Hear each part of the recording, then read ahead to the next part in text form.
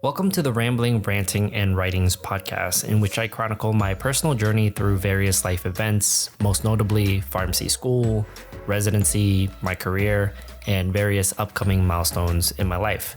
This content originally started as a personal blog of mine on Tumblr, and since I'm interested in dabbling in podcasts in the future, and I guess technically I am now, I figured I'd share some of my personal thoughts with all of you in hopes that it'll help to inspire or motivate some of you in your own personal journeys. Today's episode is titled My Journey PharmD to MD. It was originally posted on May 21st, 2013, and I had just graduated from pharmacy school. I was preparing for my boards and PGY1. With that being said, let's go ahead and get started. A crazy idea.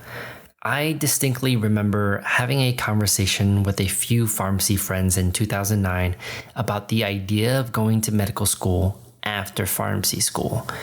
As crazy as it sounds, it was. We jokingly stated that we would obtain a medical degree but practice as a pharmacist. I know, you are probably scratching your head right now and saying, why? Fast forward to March 2012, when my clinical rotations began, the idea of medical school began to surface once again. But it was only a small idea. However, as I progressed through my rotations, I simply fell in love with medicine.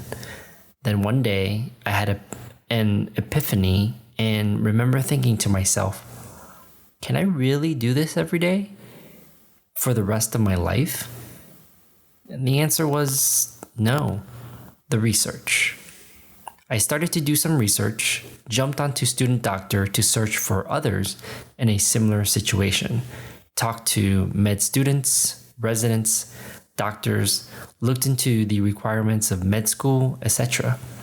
One of the best perspectives was from Dr. Wayne Nicholson, MD PharmD from Mayo Clinic in Minnesota. He completed his PharmD education first before pursuing his MD. He spent an hour detailing his experiences, and his recommendation to me was, it isn't worth it unless there is something in medicine that you can't do as a pharmacist. I also started to shadow doctors during my rotations to gain a better perspective of whether or not this was something I really wanted to pursue. And it was. But I needed a plan. The plan. Study for my MCAT during my month off in August, take the test in September, complete a pharmacy residency from 2013 to 2014, then apply for medical school in 2014. It was already late July when this occurred, and I had about 5 days left until I go back to Gainesville to prepare for my MCAT. I remember I was so pumped that I began studying for my MCAT during my current rotation in critical care.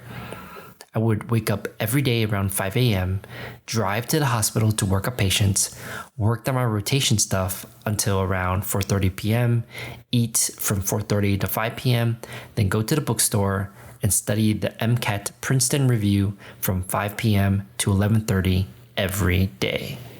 I was drained. I was tired, but I was excited for the path that was ahead of me. Since I only had a month to study for the test, I drew out a very strict timeline to complete all the exam cracker sections shown in the picture below. I studied every day as much as I could, but it was disappointing since I scored a measly 15 to 19 on all the quizzes or mini tests in exam crackers. Finally, I finished all the sections and took my first AAMC practice test. I scored a 19 as my August rotation began in Tampa. It was exactly 1 week before the MCAT.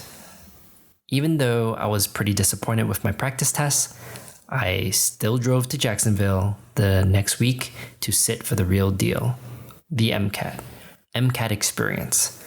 I remained confident in my skills despite my low score on the practice MCAT and applied all those physics and chemistry formulas I memorized during that grueling month I had off.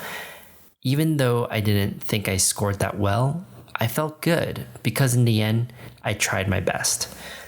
1 month later, as I finished a long day on my ER rotation, I received an email that my MCAT scores were posted. Anxious and excited, I proceeded to text a few friends to delay the inevitable.